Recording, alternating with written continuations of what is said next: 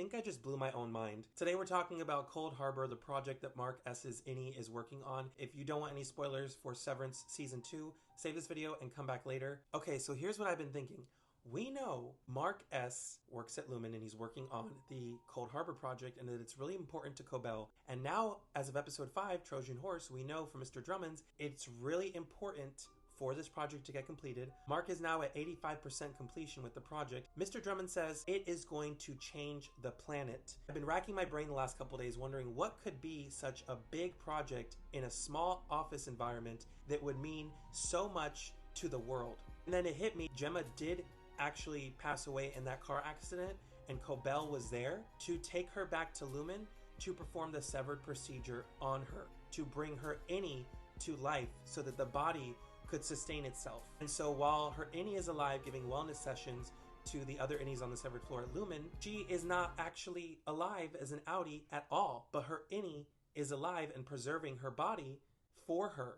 The project that Mark is completing, the emotions and memories of his wife from his outie through his Innie that make him feel things when he looks at the numbers, are refining the data in the file to successfully bring back his outie wife back to life. Because if Lumen is able to say anyone who's passed away within a specific amount of time, if we sever them, we can bring their Innie to life, and then at one point with refinement, we can regenerate and recreate their outie as well. And it makes sense that that is something that would change the entire planet because it would literally change life and death as people know it. On top of that, of course Miss Cobell would want some credit for a big discovery like that. I thought this whole time Lumen was taking it personal with Mark and Gemma because they wanted to create the perfect Egan heir with Mark and Helena's DNA, but now, the entire time, he was just a byproduct of the circumstances, and she, Gemma, was just